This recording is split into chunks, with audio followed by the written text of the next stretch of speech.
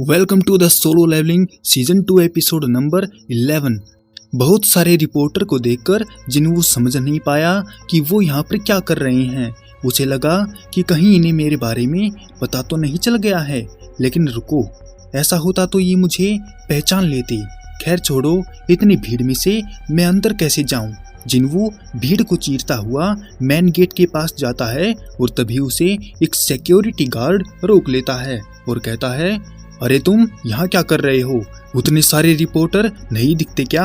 वापस चले जाओ। जिन्वू कहता है कि मेरे पास अपॉइंटमेंट है, जिस पर गार्ड जिन्वू पर फिर से चिल्लाने लगता है और मिनशू का मानना है कि ऐसे लोगों को भगा देना चाहिए। तभी वहाँ पर हंटर एसोसिएशन के चेयरमैन मिस्टर गोगुन ही आते हैं और कहते हैं कि तुम्हें किसने कहा है कि ये अंदर नहीं आ सकते हैं? अपनी औकात में रहो, ये हमारा मेहमान है। और मिनशुंग, क्या तुम भूल गए कि मीडिया को बुलाने की परमिशन किसने दी है और तुम मनमानी कर रहे हो? इसके बाद गोगुन ही जिन्वू को अंदर ले जाते हैं। रिपोर्टर समझ नहीं पाते कि आखिर ये लड़का है कौन जिसके लिए चेयरमैन खुद आए थे। मिनशुंग इस बात को लेकर गुस्सा है कि जिन्वू ने उसका शो बिगाड़ दिया और वो अपने नौकर को जिन्वू के बारे में पता करने के लिए भेज देता है और रिपोर्टर के सामने बहाना बनाकर अंदर जाने लगता है। पर तभी जिनचुल उसे गेट पर ही रोक देता है और कहता है, अभी एक हंटर का अंदर टेस्ट हो रहा है, इसलिए तुम 11 बजे तक अंदर नहीं जा सकते। मिनशुंग बोला कि अभी 11 बजने में टाइम है, इसलिए तुम मेरा टाइम बर्बाद ना करके साइड में हटो।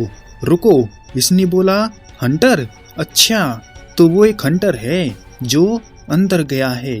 जिनचुल कहता है, देखो तुम चाहे जो बोलो, लेकिन 11 बजे से पहले मैं तुम्हें अंदर नहीं जाने दे सकता। मिनशुंग बोला, हाँ, तुम्हारी हिम्मत कैसे हुई इतने सारे रिपोर्टर के सामने मेरी बेइज्जती करने की? क्या तुम भूल गए हो कि एसोसिएशन की फंडिंग कहाँ से आती है? यूजिन आर्की स्ट्रक्चर से आती है और मेरे पापा उसके वाइस प्रेसिडेंट हैं। क्या तुम चाहते हो कि फंडिंग बंद हो जाए? क्या तुम ऐसा करके मुसीबत में पड़ना चाहते हो? जिस पर जिनचुल अपना ओरा दिखाते हुए बोला, मिस्टर मिनशुंग, मैं तुम्हारी मुसीबत को हैंडल करने के लिए तैयार हूँ। जिसे देखकर मिनशुंग की फटकर हाथ में आ गई और अंदर बैक और चोई गोगुन ही को रिस्पेक्ट देते हैं और चेयरमैन जिन्वू को बताता है कि वो दोनों 1 घंटे से उसका इंतजार कर रहे हैं और चोई तो बेसब्र है जिन्वू को अपनी गिल्ड में शामिल करने के लिए, जबकि जिन्वू पिछले 2 सालों में पहला हंटर है जो एस रैंक पर पहुंचा है। तभी वहां खड़ा एक एम्प्लॉय जिन्वू का टेस्ट करने से पहले उसकी पावर देखना चाहता है ताकि उसकी क्लास असाइन कर सके। तभी जिन्वू एक नॉर्मल नाइट को निकालते हुए बोला, मैं कुछ ऐसा कर सकता हूँ। जिसे देखकर वो दोनों हैरान हो जाते हैं। एम्प्लॉय चौंकते हुए बोला, क्या ये समन बीस्ट हैं और आप इन्हें कंट्रोल भी कर सकते हैं? चेयरमैन पूछते हैं, मिस्टर संग, क्या आप एक ही बीस्ट को बुला सकते हैं या मल्टीपल बीस्ट? जिन्वू मन में कहता है, अरे यार, छुपाने से कुछ नहीं होगा, डेंजन में बहुत से लोगों ने देखा था। ठीक है, फिर अगर शैडो आर्मी को देखना है तो ये लो। तभी वहां पर शैडो आर्मी अपीयर होने लगती है और उनकी खतरनाक प्रेजेंस को भांपकर गोगुन ही बैक और चोई डर जाते हैं और उनकी आंखों के सामने टैंकर आयरन टस्क इग्रिस के साथ बहुत सारी ताकतवर शैडो खड़ी हुई थी। जिन्वू ने बताया कि वो 100 से भी ज्यादा बीस्ट को समन कर सकता है। उस पावरफुल एनर्जी को सेंस करके बैक ने कहा, ये संग जिन्वू है और ये पहले से भी ज्यादा स्ट्रॉन्ग हो गया है, शायद मुझसे भी ज्यादा स्ट्रॉन्ग। तभी जिन्वू अपना एस रैंक वाला लाइसेंस लेकर बाहर आता है और बैक उसको रोककर 1 मिनट बात करना चाहता है, लेकिन जिन्वू ये बोलकर मना कर देता है कि उसको और भी कई सारे काम करने हैं। बैक ने कहा कि तुम इस मौके को ठुकरा कर गलती कर रहे हो मिस्टर संग जिन्वू। जिन्वू मन में कहता है, ये क्या बोल रहा है? इसका मतलब ये तो नहीं है कि मैं इसकी बात ना मानकर पछताने वाला हूँ। इसके बाद जैसे ही जिन्वू बाहर निकलता है तो रिपोर्टर उसकी फोटो लेने लगते हैं और वो टीवी पर आने लगता है, जिसको उसकी बहन जिन्हा भी देखती है और समझ नहीं पाती कि वो टीवी पर क्या कर रहा है। और जिनवू इससे बेखबर है कि यहाँ पर 10 मिनट पहले हुआ क्या था। बात उस टाइम की है जब जिनचिल मिनसुंग को रोक रहा था, तो मिनसुंग उनका ध्यान खींचने के लिए कहता है कि अगर उसे कोई लो रैंक भी मिलेगी तो वो खुशी खुशी हंटर की नौकरी करते हुए आम लोगों की मदद और सुरक्षा करेगा। हाँ, वो बात अलग है कि उसको पहले से ही ए रैंक मिल चुका है और वो फैंग गिल्ड को प्रमोट करके माला माल होना चाहता है। उसकी बहादुरी वाली बात सुनते ही रिपोर्टर लोग उसकी फोटो लेने लगते हैं। जैसा मिनसुंग ने सोचा था बिल्कुल वैसा ही हो रहा था, लेकिन तभी एक रिपोर्टर चिल्लाता है कि एसोसिएशन से कॉल आया है कि कोरिया का 10वां S rank hunter official website पर रिवील हो चुका है। सब लोगों में बातें शुरू हो जाती हैं और मिनसुंग को लगता है कि ये सब उसके लिए बोल रहे हैं। तभी सबको जिनवू के आने की आहट सुनाई देती है और वो सब मिनसुंग को छोड़कर गेट के सामने खड़े हो जाते हैं। मिनसुंग दुखी है कि एस रैंक हंटर ने उसकी बेइज्जती कर दी है। तभी वो अपने नौकर को देखता है जो जिनवू को लेकर कल की हेडलाइन बनाने के बारे में बात कर रहा है और मिनसुंग भी लाइक मेरी तो कोई इज्जत ही नहीं है। तभी जिनवू बाहर निकल आता है और सब उसकी फोटो लेने लगते हैं और जिनवू टीवी पर लाइव हो जाता है, जिसे टीम लीडर देखता है, तगड़ा हंटर देखता है और कहता है आहा, वो कमीना टीवी पर आ ही गया, चलो देखते हैं उसने कौन सा जुर्म किया है। और जैसे ही उसे पता चलता है कि जिनवू नया एस रैंक हंटर है तो वो डर के मारे थर-थर कांपने लगता है। और अपने घर में जूही और रिटायर हो चुके मिस्टर सोंग भी इस खबर को देख रहे थे और वहीं जिनी के पापा उसे कहते हैं अभी अभी हंटर गिल्ड ने स्टेटमेंट जारी किया है कि जिनवू एस रैंक हंटर बना है और तुम उसे हमारी गिल्ड में लाने में नाकाम हो गए हो।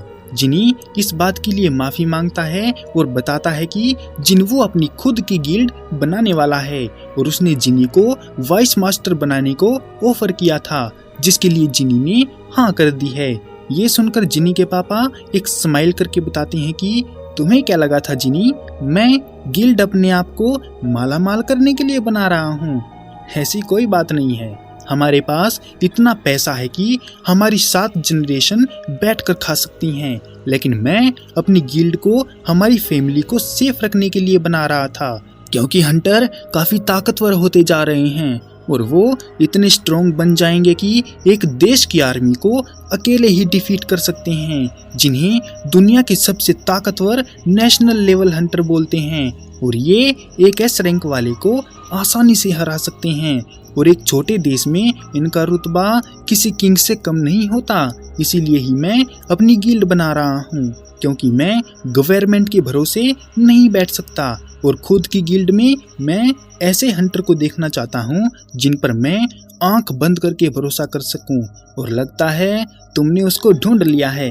अब जाओ, तुम गिल्ड के लीडर हो और ऐसे लोगों को अपनी गिल्ड में लेकर आओ जो भरोसे के लायक हैं। जिनी कहता है गिल्ड मास्टर बनाने के लिए थैंक यू पापा, लेकिन मैं आपकी बात नहीं मान सकता क्योंकि मैंने जिनवू को पहले से ही हाँ कर दी है। ये सुनकर जिनी के पापा हैरान हो जाते हैं और वहीं जिनवू अभी भी समझ नहीं पाया कि रिपोर्टर मिनसुंग को छोड़कर उसकी फोटो क्यों ले रहे हैं। रिपोर्टर जिनवू से सवाल पूछ रही हैं कि उसे एस रैंक बनकर कैसा महसूस हो रहा है, हालांकि ऐसा रोज रोज देखने को नहीं मिलता है।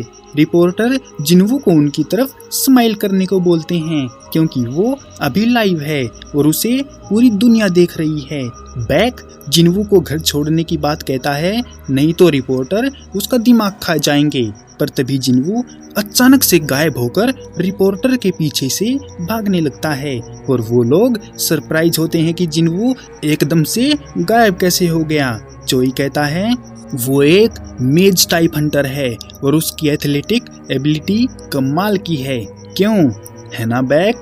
जिस पर बैक मन ही मन कहता है वो बहुत तेज था, मेरी आंखें उसको पकड़ नहीं पाई, वो मुझसे ज्यादा पावरफुल है।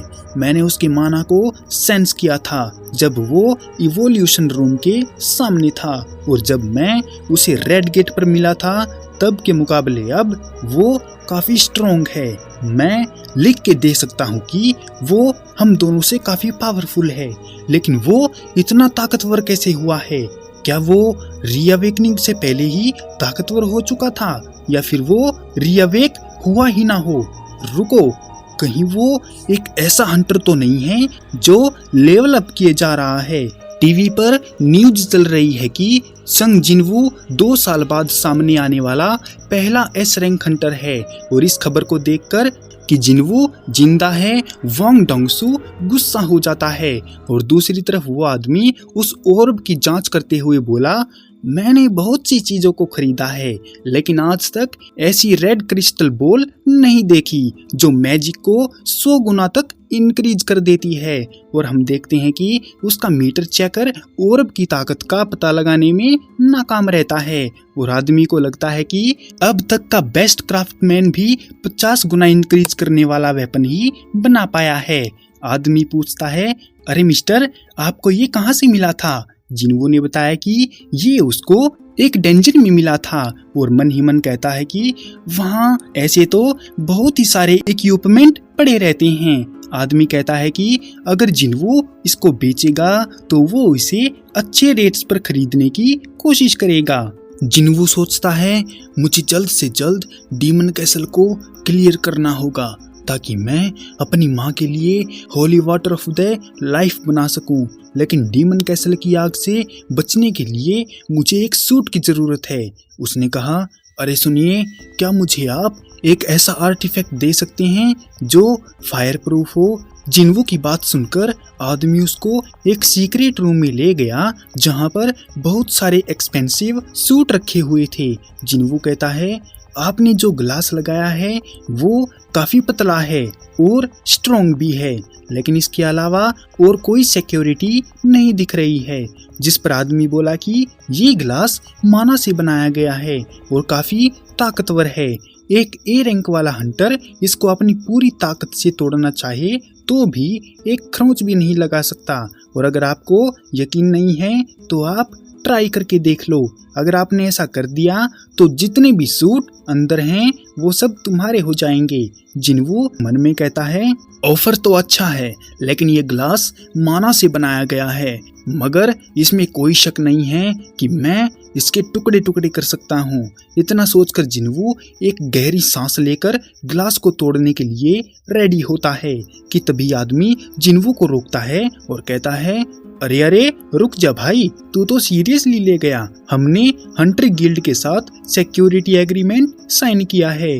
अगर ये ग्लास टूट गया तो बड़े रैंक वाले हंटर यहाँ तुरंत ही आ जाएंगे। उसने मन में कहा कि इसका कॉन्फिडेंस लेवल तो बहुत तगड़ा है, इसने पहले क्यों नहीं बताया कि ये एक मेज टाइप हंटर है।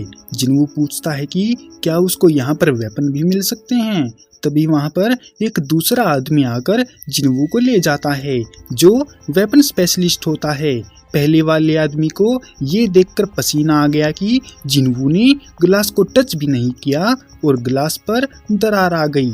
जिनवू एक डैगर को देखते हुए उसका रेट पूछता है तो आदमी ने बताया कि उसकी कीमत 30 मिलियन वोन है, और अगर 30 मिलियन वोन को इंडियन करेंसी में कन्वर्ट करे तो ये 19,51,000 रुपये होंगे। जिनवू सोचता है, इसकी रैंक बी है, पर ये नाइट किलर से कमजोर है। अगर इसको फुल पोटेंशियल पर यूज करें तो ये वेनम कसाका के लेवल पर है। जिनवू अपने नाइट किलर को दिखाते हुए उसका रेट पूछता है तो आदमी ने बताया कि उसकी कीमत 100 मिलियन वोन से भी ज्यादा है और जरूर इसको मास्टर क्राफ्ट्समैन ने बनाया होगा। जिनवू हैरान होकर मन में बोला, अरे ये क्या बात कर रहा है, मैंने इसे शॉप से 2.8 मिलियन गोल्ड में खरीदा था और मिस्टर किम की स्वॉर्ड और जिनी के इक्विपमेंट काफी महंगे थे, लेकिन फिर भी इतने काम के नहीं थे और शॉप वाले आइटम अच्छे रेट्स पर बिक रहे हैं, तो उस ऑर्ब को बेचने का कोई सवाल ही नहीं उठता। और दूसरी तरफ व्हाइट टाइगर गिल्ड में बैक परेशानी में बैठा हुआ है क्योंकि वो समझ नहीं पा रहा है कि एक हंटर लगातार लेवल अप कैसे कर सकता है। मैं सामने वाले को देखकर उसकी स्किल्स को बता सकता हूँ, और उस टाइम रेड गेट पर जिनवू मुझसे कमजोर था। लेकिन अब वो काफी स्ट्रॉन्ग बन चुका है। अरे यार, मैं भी ना ज्यादा ही सोच रहा हूँ। उस जैसा ताकतवर हंटर हमारी गिल्ड को ज्वाइन क्यों करेगा जब वो अपनी खुद की गिल्ड बना सकता है। इस बात से फर्क नहीं पड़ता कि गिल्ड एक नंबर पर है या दूसरे नंबर पर। अगर वो ऐसे ही स्ट्रॉन्ग बनता गया तो उसकी गिल्ड हमेशा नंबर 1 रहेगी।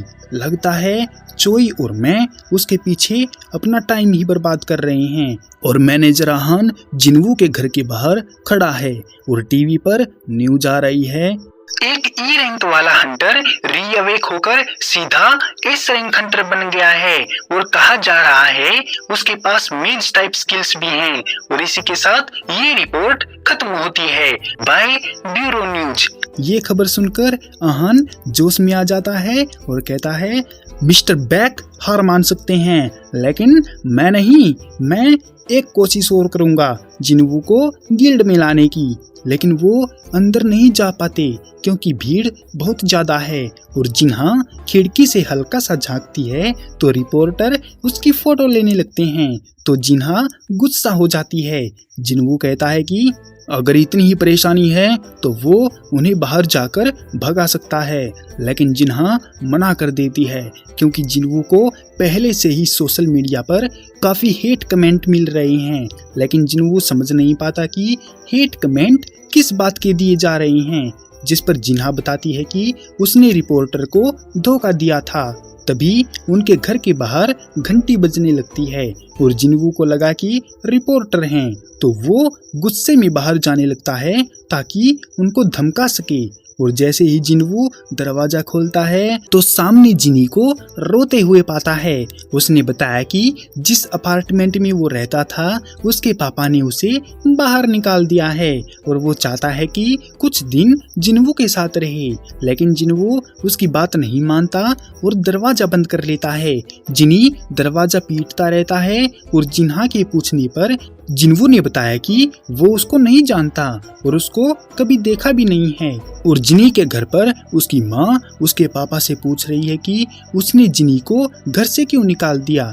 जिस पर उन्होंने कहा कि अगर जिनी को बड़ा आदमी बनना है तो उसे अपने रास्ते पर चलना होगा। लेकिन तभी उनकी तबीयत खराब हो जाती है और उन्हें दो दिखने लगते हैं और वो घुटनों पर गिर जाते हैं। जिन्वू के घर पर रात को जिन्वू दरवाजा खोलकर जिन्हा के कमरे में आता है जो सो रही है। जिन्वू मन में कहता है कि अगर उसकी गैर मौजूदगी में कोई हंटर उससे बात करने आ गया तो कुछ शैडो सोल्जर उनको संभाल लेंगे।